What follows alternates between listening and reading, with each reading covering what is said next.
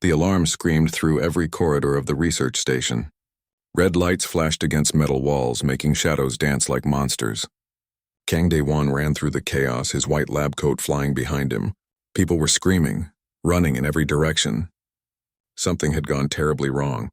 All personnel, evacuate sectors 7 through 12 immediately. Captain Yoon Ji-woo's voice boomed through the speakers. Her usually calm tone now carried an edge of fear. This is not a drill. I repeat, this is not a drill. Dae-won pushed against the crowd, moving away from the containment area. He needed to get there. He needed to see what was happening. As a xenobiologist, he had been waiting for weeks to study the creature they had brought aboard. The exploration team had found it on a planet called Kepler 442c, sleeping in a cave deep underground. Nobody had ever seen anything like it before. The station shook violently. Dae-won grabbed a railing to steady himself. Through the windows, he could see the darkness of space and the planet below, a blue and green marble that looked peaceful from up here. But up here on Horizon's Edge Station, peace had just died. He reached the security checkpoint near Sector 9. Park Taemin stood there with 6 armed guards, all pointing their weapons at the sealed door ahead. Taemin was the chief of security, a tall man with a scarred face and cold eyes. He had been a soldier before coming to the station. "You shouldn't be here, Dae-won," Taemin said without looking away from the door. Sweat ran down his face despite the cool air. "What happened?" Dae-won asked, breathing hard from running. "That thing you wanted to study just killed 3 guards and destroyed 4 containment fields. It's loose in Sector 10. Taemin's hand tightened on his weapon. "We're about to vent the entire sector into space." "Wait," Dae-won stepped forward. "You can't just—" The door exploded outward. Metal screamed and twisted. Guards opened fire, but their shots bounced off something massive that moved through the smoke. Dae-won saw it clearly for the first time, and his breath caught in his throat. The creature stood 12 feet tall on 6 powerful limbs. Its body was covered in scales that looked like polished black stone. Patterns of blue and purple light pulsed across its skin, flowing like water. It had no eyes that Dae-won could see, yet it moved with perfect awareness. When it opened its mouth, rows of crystal-like teeth glinted in the emergency lights. "Fall back," Taemin shouted, firing his weapon. The energy blasts hit the creature's chest but did nothing except make the light patterns on its body flash brighter, turning angry red. The creature moved faster than something so large should be able to move. One guard flew through the air, hitting the wall hard but still breathing. Another guard's weapon was crushed in a massive clawed hand, but the creature didn't kill them. Dae-won noticed that. It could have torn them apart in seconds, but it was holding back. "Stop shooting!" Dae-won yelled, but his voice was lost in the chaos. The creature turned its head toward him. Dae-won froze. Even without visible eyes, he felt it looking at him. The light patterns on its body shifted from red to yellow, then to something like curious green. They stood there, man and monster, while the world burned around them. Then Taemin shot the creature in the side. The beast roared, a sound that made the walls vibrate and Dae-won's bones ache. It lunged forward, grabbed Taemin, and threw him down the corridor. Taemin hit the ground, rolling, alive but hurt. The creature could have killed him easily. Instead, it turned and ran deeper into the station. Hours later, Dae-won sat in the emergency command center with Captain Yoon Ji-woo and what remained of the senior staff. The holographic display showed the station's layout. A red dot marked where the creature was hiding in a cargo bay in Sector 11. It hadn't moved in 2 hours. "We have 15 coalition ships arriving in 8 hours, Ji-woo said. She was a woman in her 40s with sharp eyes and gray hair tied back tightly. "They're bringing military specialists to deal with this." "Deal with it how?" Dae-won asked, though he already knew the answer. "They'll destroy it," said Ambassador Vorin, one of the gray-skinned aliens from the Coalition Council. His voice came through a communicator since he refused to be on the same station as the creature. "The records are clear. This is a Voidborn. They're extinct because they killed everything they encountered. Your exploration team woke up a nightmare." "The records are 5,000 years old," Dae-won argued. "We don't know." "We know enough," Vorin interrupted. 3 civilizations gone. Billions dead. The Voidborn were the galaxy's apex predators. And now you've brought one into a station with 300 people. This conversation is over. The communication cut off. Ji-woo looked at Dae-won with tired eyes. "I'm sorry, but he's right. We can't risk more lives." "It didn't kill anyone." Dae-won stood up. "Did you watch the recordings? It had dozens of chances to kill people, but it didn't. It's hurt and scared and trapped. If it wanted to murder everyone, we'd already be dead. 3 guards are in medical bay with broken bones, Taemin said from his chair, holding an ice pack to his ribs. I'd say that counts.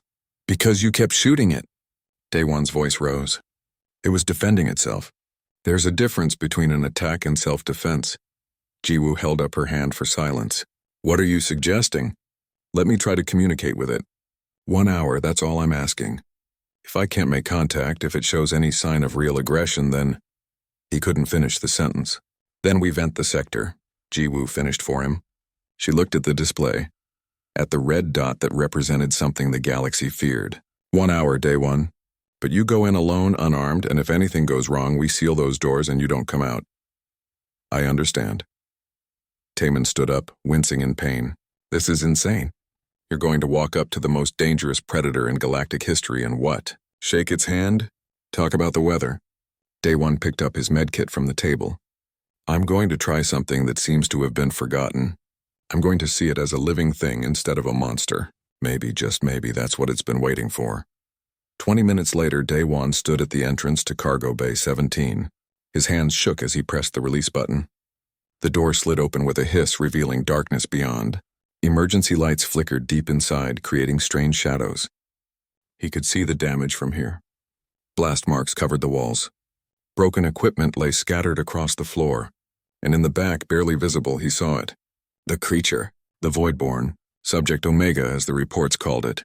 But Daewon was already thinking of another name, something less cold and scientific.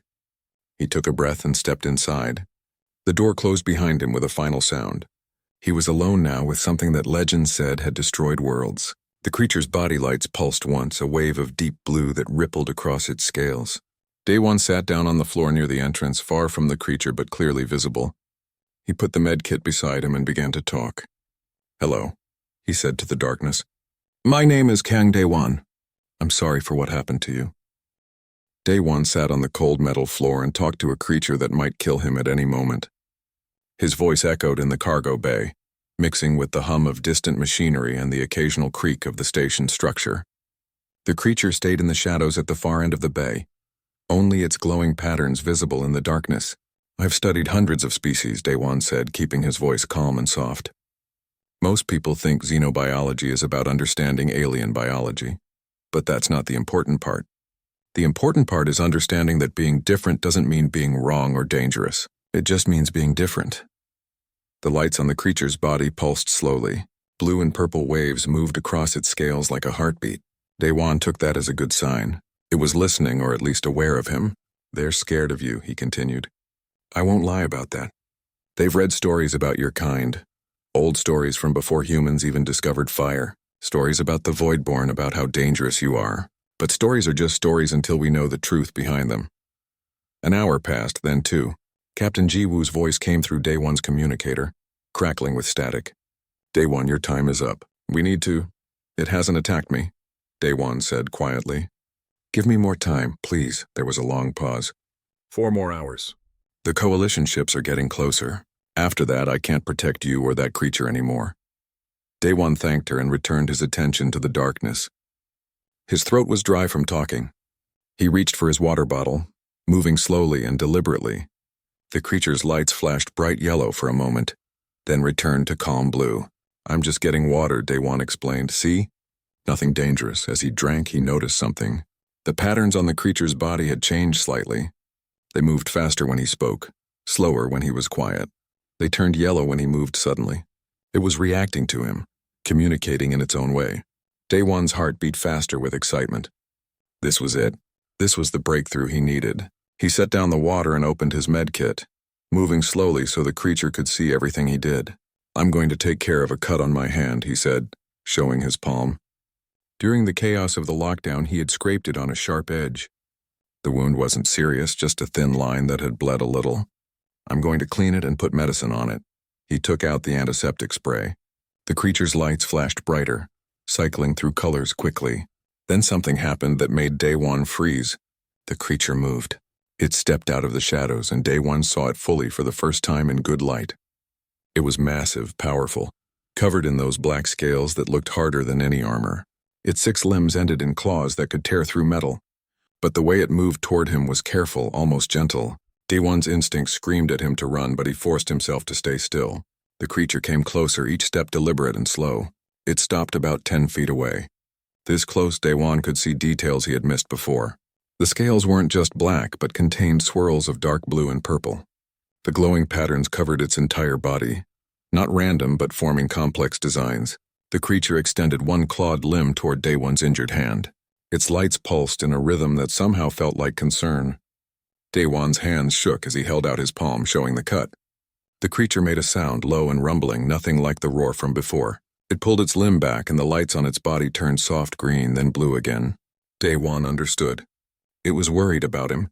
This enormous legendary predator was concerned about a tiny cut on his hand. "I'm okay," Day-One said softly. "It's just a small injury, but thank you for caring." He finished cleaning his wound, and the creature watched intently. Its light stayed calm, cycling slowly through blue and purple. When Day-One was done, he looked at the creature and noticed something else. Silver blue fluid leaked from wounds on its side and shoulder, places where security weapons had hit it. "You're hurt too," Day-One said. "Will you let me help you?" The creature tilted its head, a strangely familiar gesture. It reminded Day-One of a dog trying to understand its owner's words. The lights flickered between colors as if the creature was thinking. Then it laid down, not collapsed, but deliberately lowered itself to the floor, making its body smaller and less threatening. The wounded side faced Day-One, exposed and vulnerable. It was an act of trust that made Day-One's eyes sting with unexpected tears. "Thank you," he whispered. "I promise I won't hurt you." Day-One gathered his medical supplies and approached slowly. The creature's lights pulsed faster as he got closer, but it didn't move away. Up close, he could see that the wounds were deep. The security weapons had burned through the outer scales, damaging the tissue underneath. The silver blue fluid that leaked out hissed slightly when it touched the metal floor. He started with the wound on the creature's shoulder. His medical training had covered dozens of alien species, but nothing had prepared him for this. The creature's biology was unlike anything in his knowledge. Still, wounds were wounds. He could clean them, treat them, try to help. As he worked, Day-One talked. "I'm going to call you Kyle. It's from an old word in my language, means harmony between opposites. You and me were pretty opposite, aren't we? But maybe we can find harmony anyway." Kale, as he was now named, made that low rumbling sound again. The lights on his body pulsed in a pattern that felt like approval. For 3 hours, Day-One treated Kale's injuries while talking about everything and nothing. He talked about Earth, about his childhood, about why he became a xenobiologist. He talked about his fear when the alarm went off, about his hope that they could find understanding. And Kale listened. Sometimes his lights would flash in response to certain words or ideas. Sometimes he would make soft sounds that vibrated through Day-One's chest. Slowly, a language formed between them, not made of words but of lights and sounds and gestures. When Day-One finished treating the last wound, he sat back exhausted. Kale raised his head and looked at Day-One. One massive clawed hand reached out slowly, carefully. It touched Day-One's shoulder with surprising gentleness, barely any pressure at all. The lights all over Kale's body pulsed bright blue in perfect unison. Day-One laughed, surprised by the joy he felt. "You're welcome, friend." The cargo bay door opened. Captain Jiwoo stood there with Taemin and a dozen guards. Everyone had weapons ready, faces tense with fear. Jiwoo's eyes widened when she saw Day-One sitting beside Kale, both of them calm. "Day-One, step away from it," Jiwoo said carefully. "No," Day-One replied. "His name is Kale, and he's not dangerous." "Well, he is dangerous, but he's not trying to hurt anyone." "The coalition ships are here," Jiwoo said. "They have orders to destroy that creature. I've held them off as long as I can, but now they're demanding we hand it over or they'll board the station by force." Kale's lights flashed red at her words. He stood up, placing himself between Day-One and the armed guards. The rumble in his chest became a growl. But he didn't attack. He was protecting Day-One, not threatening anyone. "Wait," Taemin said, lowering his weapon slightly. "Look at it. Really look at it." The guard stared at Kale. His lights were red, yes, but he wasn't moving forward. He was standing his ground, defensive but not aggressive. And he kept one limb extended backward, making sure Day-One stayed behind him. "It's protecting him," one guard whispered. "He's protecting me," Day-One corrected, standing up and placing his hand on Kale's side. "Because we're friends now, and I need you to protect both of us from the coalition." Jiwoo's face showed the weight of her decision. That might mean going against the entire galactic government. I know, Daiwan said, but it's the right thing to do. 3 weeks had passed since that first meeting in the cargo bay. Daiwan now spent most of his time with Kale in a specially modified section of the station. The Coalition ships remained in orbit, their weapons pointed at Horizon's edge, but they hadn't attacked yet. Politics and public pressure had bought some time, but everyone knew it wouldn't last forever. Daiwan sat cross-legged on the floor of Kale's quarters, a tablet on his lap. Kale lay nearby, his massive form somehow looking relaxed despite everything. The light patterns on his scales had become a second language to Daiwan. He could read basic emotions now. Blue meant calm, green meant curiosity, yellow meant caution, red meant danger or anger. But there were subtler patterns too, combinations and sequences that carried more complex meanings. Show me again, Daiwan said. About the swarm. Kale's lights dimmed, turning deep purple with streaks of dark red. It was a color combination Daiwan had learned meant old pain, terrible memory. Kale raised one clawed hand and touched the wall. The lights on his body pulsed in a specific rhythm, and suddenly the metal wall began to glow. Images formed on the glowing surface like a holographic recording, but different. Daiwan saw space filled with stars, then watched as darkness spread across that space like spilled ink. The darkness consumed everything it touched. Planets, stars, entire solar systems vanished into nothing. The Devourer swarm, Daiwan whispered, writing notes frantically on his tablet. This is what you are fighting. More images appeared. Daiwan saw creatures that looked like Kale, hundreds of them, thousands maybe. The Voidborn in their prime. They fought against the spreading darkness, their bodies glowing bright as they pushed it back. But the cost was terrible. Daiwan watched Voidborn die, their lights fading to nothing as the swarm consumed them. Then came an image of sacrifice. The remaining Voidborn, fewer than before, stood in a circle around something bright and powerful. They poured their energy into it, creating a barrier between dimensions. The swarm was pushed back, sealed away. But the Voidborn couldn't stay in normal space after that. They had used too much of themselves to create the seal. They had to leave, to sleep in a place between worlds. Except for one. Kale showed himself staying behind, volunteering to remain as a guardian. If the seal ever weakened, if the swarm ever tried to return, someone needed to be there to sound the warning. So Kale slept for 5,000 years in a cave on Kepler 442c, waiting for a danger that he hoped would never come. The images faded. Kale's lights were dim now, exhausted from showing so much. Daiwan reached out and touched his friend's scaled shoulder. The exploration team woke you up, Daiwan said. And you sensed something wrong with them. Kale's lights pulsed confirmation. He made a series of sounds and light patterns that Daiwan had learned to interpret. The equipment. Some of the equipment the exploration team carried had traces of swarm corruption on it. Old artifacts from dead worlds. Things that should never have been disturbed. When Kale woke and sensed this corruption, his first instinct was to destroy it before it could spread. That's why you attacked. You weren't being aggressive, you were trying to protect everyone from something you knew was dangerous. Kale's lights turned sad blue. He hadn't wanted to hurt anyone, but the corruption had to be stopped. Those guards who died, it was because they stood between Kale and the corrupted equipment. He had tried to be gentle, tried not to kill, but in the chaos and confusion, accidents happened. Daiwan pulled up files on his tablet, ones that Taemin had secretly shared with him. The Coalition has been finding these artifacts all over the galaxy. Dozens of worlds, maybe hundreds. They think it's ancient technology they can study and use. They don't know they're weakening the seal you created. Kale's entire body flashed bright red, an alarm and a warning. His rumble became a roar that shook the room. Then he forced himself calm, lights returning to blue and purple. He touched the wall again and showed more images. Daiwan saw what would happen if the seal broke completely. The swarm would return hungrier than before, and this time there were no Voidborn armies to stop it. The entire galaxy would fall into darkness. Every world, every species, every living thing would be consumed until nothing remained but empty space. We need to warn them, Daiwan said. The Coalition needs to know what they're dealing with. But would they listen? The Coalition leaders had already decided Kale was a threat. They were more interested in studying Voidborn biology for weapons research than hearing warnings about ancient evils. Daiwan felt frustrated anger building in his chest. How could they be so blind? An alarm blared through the station. Day One's communicator buzzed with emergency signals. He answered it immediately. Day One, we have a situation. Jiwoo's voice was tight with tension. One of the artifacts in storage just activated. We're getting energy readings that match nothing in our database. The science team that was studying it, they're not responding. I'm coming, Day One stood up quickly. Kale was already moving, his lights flashing urgent red.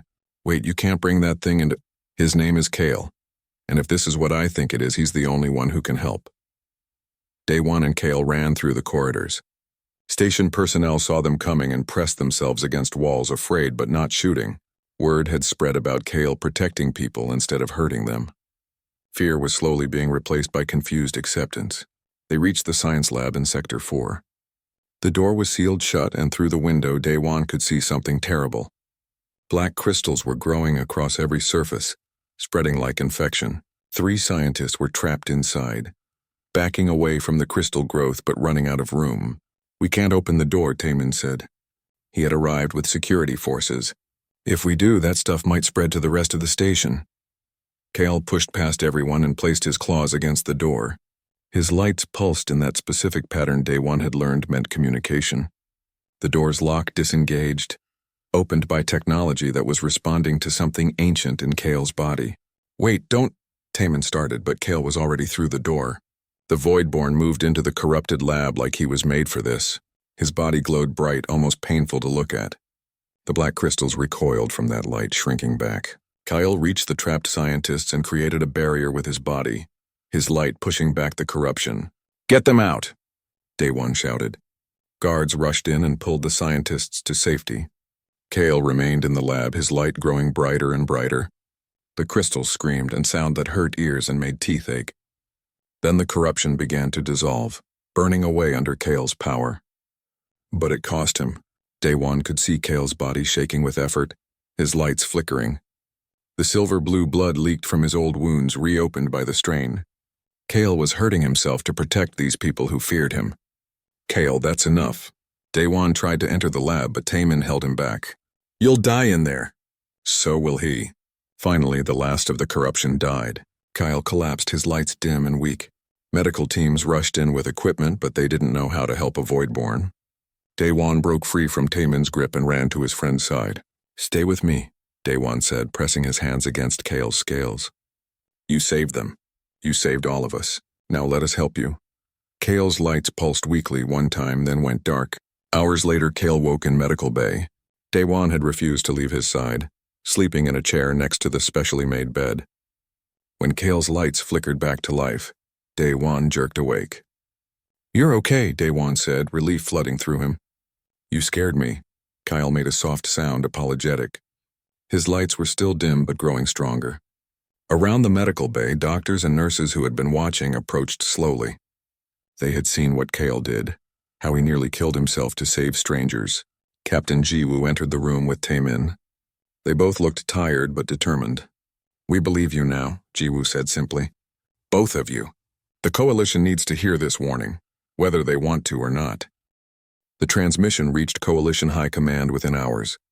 Captain Jiwoo had sent everything.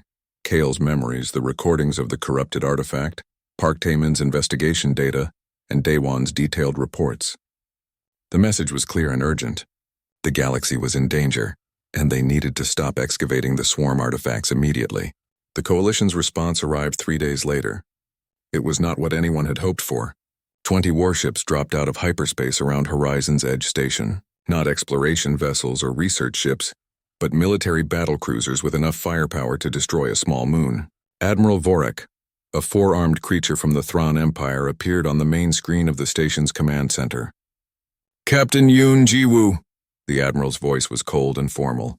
You are hereby ordered to surrender the Voidborn specimen immediately.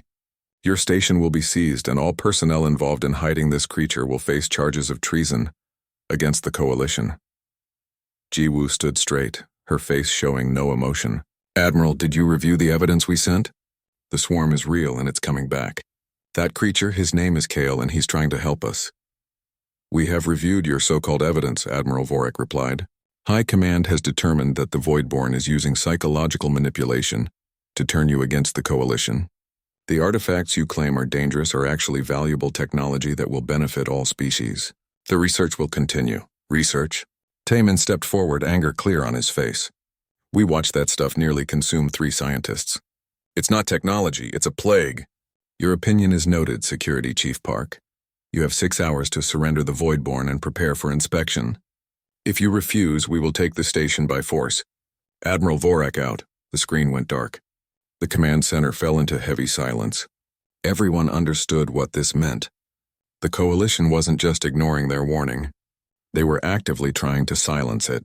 They're afraid, Day One said quietly. Not of Kale or the Swarm.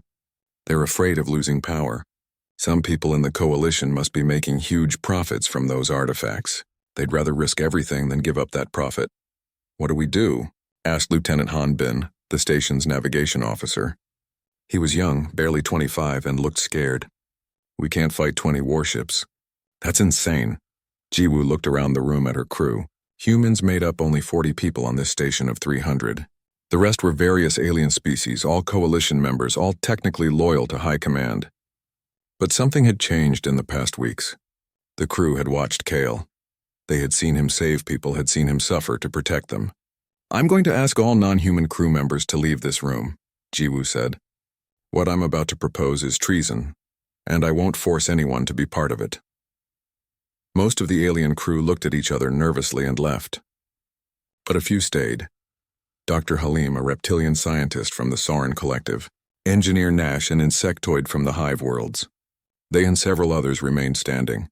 We've seen the truth too, Dr. Halim said with his hissing voice.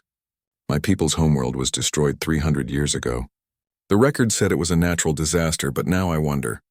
If the Swarm was responsible and Kale is telling the truth, then the Coalition has been lying to all of us. Jiwoo nodded slowly. Then here's what I propose. We refuse to surrender Kale. We lock down the human sections of the station and make our stand. It won't stop them, but it will buy time. Time for the truth to spread. They'll destroy us, someone said. Maybe, Jiwoo agreed. But humanity didn't come to the stars just to bow to threats. We came here to make a difference. Sometimes making a difference requires sacrifice. Daewon felt his heart pound. This was really happening. They were going to defy the entire Coalition government. For Kale, for the truth, for what was right. I'll broadcast everything, Daewon said. Every memory Kale shared, every piece of evidence, all of it. I'll send it to every news network, every independent journalist, every world in the galaxy. They can't silence all of us. Taemin pulled up tactical displays. The human quarters in sectors 1 through 5 can be sealed off. We have limited weapons, enough to make them work for it. But Daewon, your broadcast needs to go out before they jam our communications. You've got maybe 20 minutes once we make our move. I'll need Kale's help, Daewon said. His memories need to be part of the broadcast. People need to see what he showed me. In Kale's quarters, Daewon explained what was happening. Kale's lights cycled through colors rapidly, processing the information. When Daewon finished, Kale made a decision that broke Daewon's heart. Kale stood and walked toward the door. His lights pulsed in the pattern that meant determination and sacrifice. He was going to surrender himself to the Coalition fleet to protect the humans. No, Daewon stood in his path. Absolutely not. We're in this together now. Kale made a rumbling sound of protest. His lights flashed the colors that meant friendship, gratitude, and goodbye. He gently tried to move Daewon aside with one massive hand. I said no. Daewon pushed back against Kale's hand. It was like trying to move a mountain, but he didn't stop trying. You don't get to sacrifice yourself after everything we've been through. I won't let you. Kale's lights flickered with confusion. Why wouldn't Daewon let him go? Why would these humans risk everything for him? Because you're not just a specimen or a weapon or a monster from old stories, Daewon said, tears running down his face. You're my friend. You're Kale, and friends don't abandon each other. The station shook as the Coalition fleet opened fire on the shields. Warning alarms screamed through every corridor. It was beginning. Come on, Daewon grabbed his tablet. We need to make that broadcast now. They ran to the communications center where Jiwoo was coordinating the defense. The human sections were sealed, and the crew was at battle stations. It wouldn't be enough, but it was something. Ready? Jiwoo asked. Daewon nodded. He activated the broadcast system. setting it to transmit on every frequency to every known world. Then he stood beside Kale and began speaking. "My name is Kang Dae-won, xenobiologist aboard Horizon's Edge Station. What I'm about to show you will change everything you think you know about galactic history." The creature beside me is named Kale. You know his kind as the Voidborn legendary destroyers. But that story is wrong. The Voidborn weren't monsters. They were guardians. Kale touched his hand to a nearby panel. His lights pulsed, and suddenly the broadcast was filled with his memories. 5,000 years of history. The truth about the Devourer swarm, the sacrifice of the Voidborn, the corruption in the artifacts, all of it streaming out to the galaxy. The Coalition High Command knows this, Day-One continued. They know and they don't care. Profit matters more to them than your lives. In minutes, they're going to board this station and try to kill Kale to keep this secret. We humans, all 40 of us, are going to stand in their way. Not because we're strong enough to stop them. We're not. But because someone needs to stand up and say that this is wrong. The station shook harder. Coalition forces were breaching the outer sectors. If you're watching this, spread it everywhere. Don't let them bury the truth. And remember that today, humanity chose to stand with a monster that everyone feared. We chose friendship over fear, truth over power. And the communication center door exploded inward. Coalition soldiers poured through, weapons raised. But they stopped when they saw the scene before them. Kale stood in front of Day-One and the others, but he wasn't attacking. His lights were pure blue, calm and peaceful. He lowered his massive body to the ground, retracting his claws, making himself as non-threatening as possible. Then he laid his head down beside Day-One's feet. It was a gesture of complete trust and vulnerability. The most dangerous predator in galactic history was resting beside a human, trusting him absolutely, defenseless before those who wanted to kill him. The broadcast was still running. Every world in the galaxy was watching this moment. Day-One knelt beside Kale and placed his hand on his friend's scaled head. "We're not moving," he said to the soldiers. "If you want Kale, you'll have to kill us too." The other humans in the room moved to stand beside them. Then, surprisingly, the non-human crew members who had stayed loyal joined them too. A line of defenders armed only with courage and conviction. The Coalition soldiers hesitated, weapons wavering. They had orders, but those orders suddenly seemed wrong when faced with such trust and friendship. The image spread across the galaxy faster than anyone expected. A human kneeling beside a Voidborn, both surrounded by defenders willing to die for what they believed was right.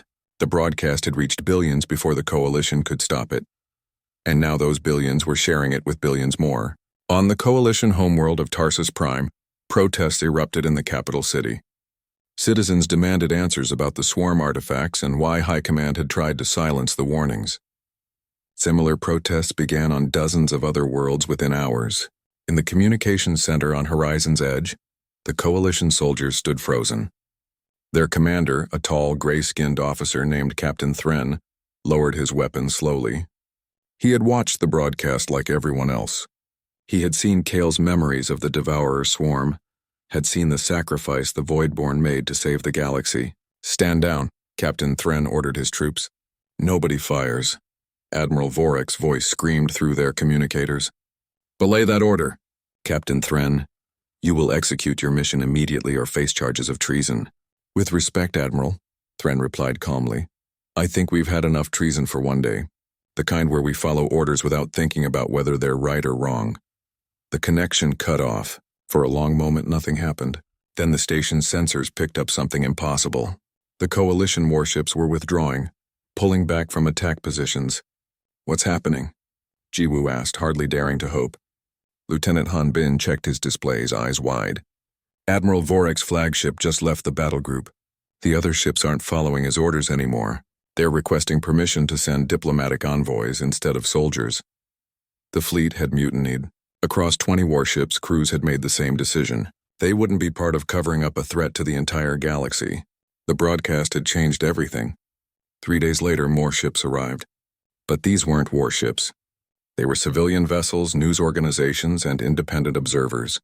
Then came something that made Day-One's heart stop. Voidborn ships emerged from hyperspace. Sleek vessels that looked grown rather than built, pulsing with the same bioluminescent patterns as Kale. Dozens of them, surrounding the station but not threatening. They had sensed Kale's distress through connections that spanned dimensions, and they had come. We need to talk to them, Daewon said, before someone panics and starts shooting. Kale was already moving, his lights bright with excitement and relief. He led Daewon to the docking bay, where one Voidborn ship was requesting permission to board. Jiwoo authorized it, trusting that Kale wouldn't bring danger to the station.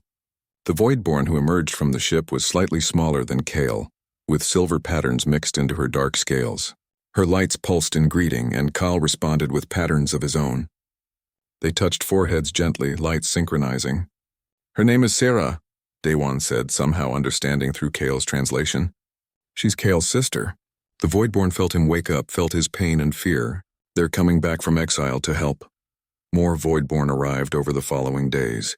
Each one brought stories of 5,000 years spent in dimensional hiding, waiting for permission to return home. They weren't monsters or conquerors. They were refugees who had given up everything to save a galaxy that had forgotten them. The coalition government was in chaos. Admiral Vorek and 12 other high-ranking officials were arrested for corruption and conspiracy. Evidence showed they had known about the swarm danger for months, but suppressed it because companies they owned were making fortunes from artifact research. A historic summit was called on neutral ground, a space station near the galactic core. Every coalition species sent representatives. The Voidborn sent a delegation led by Sarah, and humanity sent Kang Daewon, the man who had befriended the galaxy's most feared creature. Daewon stood before the assembled representatives with Kale at his side. He felt small in that huge chamber, surrounded by beings from 100 different worlds, but Kale's presence beside him gave him strength. "We've all seen the evidence," Daewon began. "The Devourer swarm is real and it's trying to return. The artifacts we've been excavating aren't technology. They're pieces of the swarm itself, corruption waiting to spread. The Voidborn stopped this threat once before and they're offering to help us stop it again." "At what cost?" demanded Representative Corvin from the Thrawn Empire. "The Voidborn are incredibly powerful. How do we know they won't turn on us once this threat is dealt with?" Sarah stepped forward and her thoughts were translated by technology, developed specifically for this meeting. "We ask only for what should belong to any sentient species. Recognition, rights, and the freedom to exist without being hunted or weaponized. We don't want power over you. We want peace with you. And how can we trust that?" another representative asked. Daewon smiled. "The same way I trusted Kale, by taking the first step toward understanding instead of fear. Humans are the weakest species in this coalition. We have no special powers, no ancient weapons, no secret advantages. All we have is the willingness to see others as people, instead of threats. If we can bridge the gap between our species and the Voidborn, so can you." The negotiations lasted for weeks. In the end, an agreement was reached. The Voidborn would be granted full citizenship in the coalition. All artifact excavation would stop immediately, and existing artifacts would be secured under joint Voidborn coalition oversight. A new defense initiative would be created, combining coalition technology with Voidborn knowledge to prepare for the swarm's eventual return. Humanity was given something unexpected: a permanent seat on the Coalition Security Council as official mediators for misunderstood species. Earth's unique talent for empathy and cross-species communication was finally recognized as valuable. "We're the bridge builders," Jiwoo said when she heard the news. She had been promoted to admiral and would command the new Joint Defense Initiative. That's humanity's gift to the galaxy. Not weapons or technology, but the ability to bring others together. 6 months after the crisis, Daewon and Kyle stood together on a new research station orbiting Earth. This station was different from Horizon's Edge.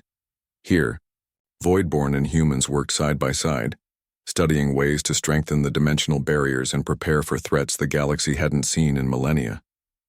Other Voidborn had bonded with human partners, forming teams that were becoming legendary throughout the galaxy. Each pairing was unique, built on trust and friendship. Taemin now worked with a Voidborn named Kresh, both of them heading security for the sensitive research. Dr. Halim had bonded with a Voidborn scientist, and their combined knowledge was advancing research by centuries. But Kale and Daewon remained the first and most famous. Children across the galaxy learned their story in school: the monster that wasn't a monster and the human who saw beyond fear. Daewon sat in the observation deck watching Earth rotate below. Blue and green and beautiful. The world that had sent him to the stars. Kyle rested beside him, as he often did during quiet moments. His massive head lay on the floor next to Daewon's chair, lights pulsing in content blue. "Do you miss them?" Daewon asked. "The other Voidborn? You could join one of their collectives instead of staying here with me." Kale's lights pulsed in negative. He made the rumbling sound that meant home and happiness. This was where he wanted to be. A young girl approached them nervously. She was the daughter of one of the station's engineers, maybe 7 years old. Her mother watched from a distance, ready to intervene if needed, but trusting. "Excuse me," the girl said shyly. "Are you really Kang Daewon? And is that really Kale?" "We are," Daewon smiled at her. "What's your name?" "Lee Sora. I learned about you in school. My teacher said you were brave." "Your teacher was kind, but I wasn't brave. I was just willing to give friendship a chance." "Can I—" Sora hesitated. "Can I touch him?" "Like you do?" Daewon looked at Kale, who responded by lowering his head even closer to the floor, making himself less intimidating. His lights pulsed gentle green, welcoming. "Go ahead," Daewon encouraged. "He won't hurt you. He's actually very gentle." Sora reached out her small hand and touched Kale's scales. They were warm under her fingers, and the bioluminescent patterns brightened in response to her touch. She gasped with delight. "He's beautiful," she said with wonder. "Yes, he is," Daewon agreed. Sometimes the most beautiful things are the ones everyone else is too afraid to see. Sora spent several minutes talking to Kale, asking questions that Daewon translated. She wanted to know what space looked like from the Voidborn dimension, what his favorite food was if he liked music. Kale answered each question patiently, his lights dancing with what Daewon recognized as joy. Eventually, Sora's mother called her away. The girl thanked them both and ran off, already talking excitedly about telling her friends. Her mother nodded gratefully to Daewon before following. "The next generation won't fear the Voidborn," Daewon said to Kale. "They'll grow up knowing you as protectors and friends. That's how we change the galaxy, one person at a time."